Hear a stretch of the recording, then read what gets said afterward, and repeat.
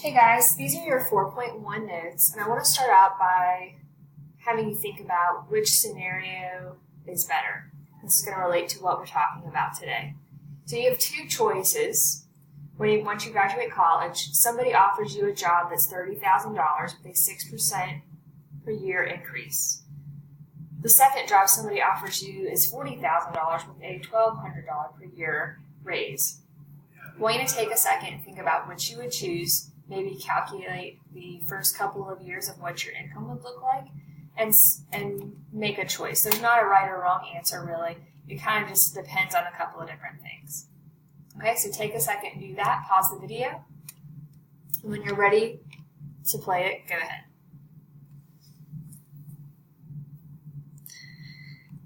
Okay, so probably a lot of you chose the second job where you're making more money right off the bat. Totally get it. You're right out of college. You have debt, you need to pay your bills, that's a good option. Some of you went ahead and worked out all of the first several years of what your pay would look like, and you can see that for job 2, really, for the first 11 years, it really was the better option to make. And really at about year 10, it's the same, and it's getting pretty close here, okay? But in the long run, if you were going to stay at that job for a long amount of time, then option A would be the better choice to make, okay? How do these two different functions differ? Well, option B, you're making the same raise every single year, which would be a linear function. Option A is an exponential function. It's going to grow quicker. So I'm doing a percentage on top of my raise. So it really just depends. If you're going to stay at that job for a long time, yeah, take the less money because in the long run, it'll work out better. If you know that you're not going to stay there for very long and you just need the money, then option B isn't bad either. Just something to think about. So I want you to take a second and think, where else have I seen exponential functions? First thing that pops into my head is kind of like diseases. Okay, and a more far-fetched application would be The Walking Dead, right? Zombies. It's getting close to Halloween time, so it's fun to think about, right? So somebody initially gets infected with a disease, okay? They go and infect 2 people. Those 2 people go and infect 2 more people, and so on. It keeps going. So that's the first thing that pops into my head.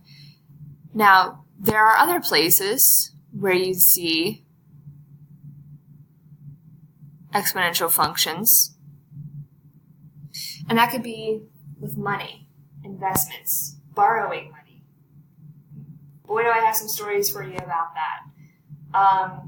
The appreciation or depreciation of an object. If you buy something, as soon as you take that car off of the lot, you might have spent $40,000 on it, but as soon as you take it off the lot, that value goes down. You will not get $40,000 for it. Even if you went right off the lot and turned back in and said, I changed my mind, it's not worth what it was.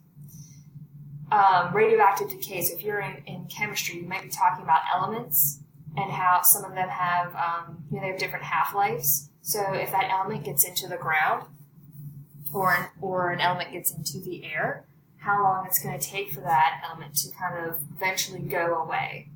Like I said, bacteria growth or population growth. Bacteria thing kind of relates to like the zombie thing. Population growth. Obviously, the more people you have, the more people are going to be made.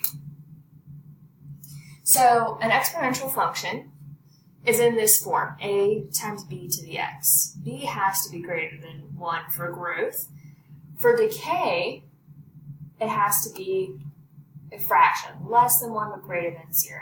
So exponential growth, we're looking at something shooting up like this, decay, going down. Okay, so here are some examples of what that would look like. So if I'm looking at the domain and range of these things, because we love to talk about domain and range, it's one of our favorite things. The domain and range for growth and decay really is not that different. Okay, so domain, I'm just starting from negative infinity and going to infinity. I can plug whatever I want in there. I can plug in 0, I can plug in negatives, I can plug in positives, I can plug in fractions. Same thing here, negative infinity to infinity. The range, it looks like it's getting close to the x-axis, but it's actually not touching it. This is going to be an asymptote, and so I'm going to use a parentheses, 0 to infinity, 0 to infinity. My x-intercept, this is not touching the x-axis. Okay. Now, what could change a lot of these things? Me moving this function up and down. Okay? Or a combination of up, down, left, right. Y-intercept. This parent function currently has a y-intercept at 1, because if I plug in 0 for x, 2 to the 0 is 1.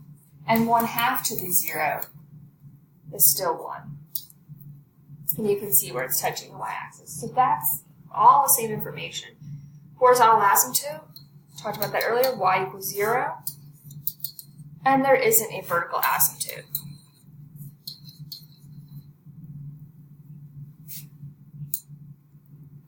So let's look at the difference versus linear and exponential functions. So I want you to pause the video and I want you to kind of make a list, maybe turn to the person next to you and talk about really what's the difference. Okay?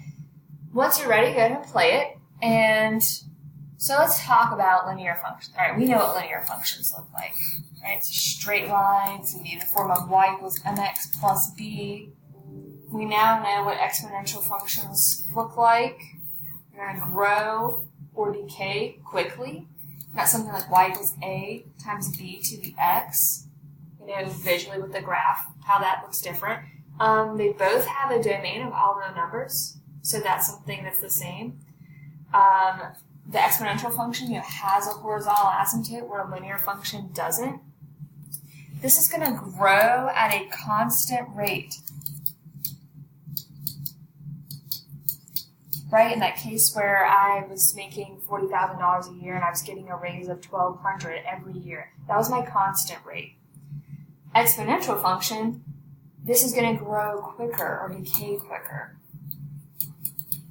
So it might start out slow, it might take a while, right? In the case of the zombies, I'm thinking about those first few people get infected, and before you know it, they're infecting people, and they're infecting, and it keeps going and going and going.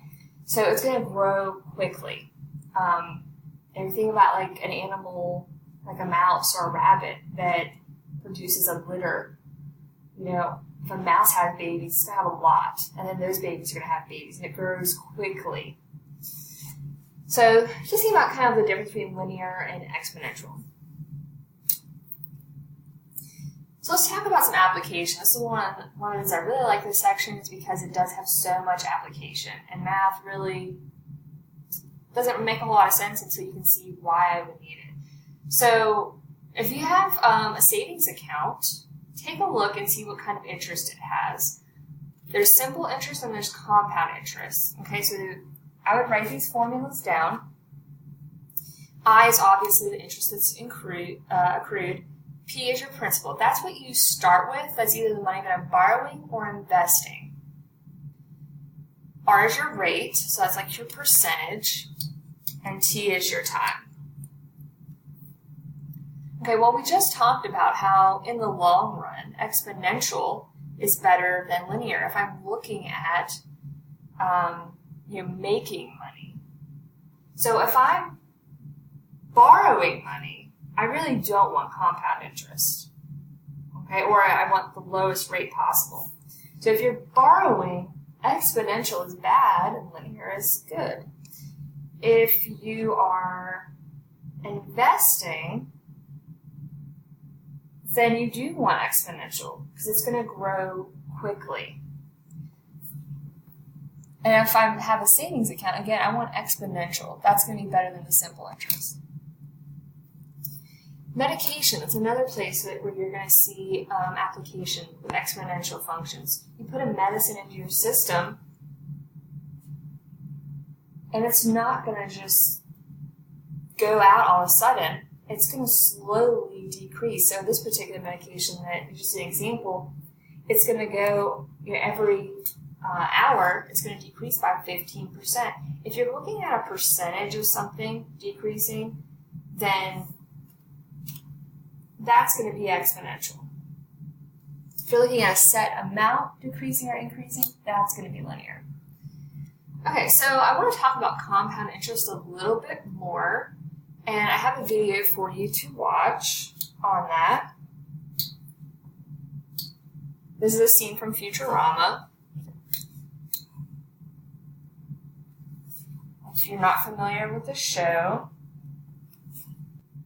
basically this is a show where this character goes into the future, and in this particular scene, he is trying to see how much money he has in his account. They need money to bail one of the other characters out. So I'm going to play this for you. We don't seem to have your retina scan, your fingerprint, or your colonic map on file. Yeah, well, I did open the account over 1,000 years ago. What about my ATM card? Do you still remember your PIN number? Sure. It's the price of cheese pizza and a large soda back where I used to work. Panucci's Pizza. Okay, you had a balance of 93 cents. All right. And at an average of 2.25% interest over a period of 1,000 years, that comes to $4.3 billion.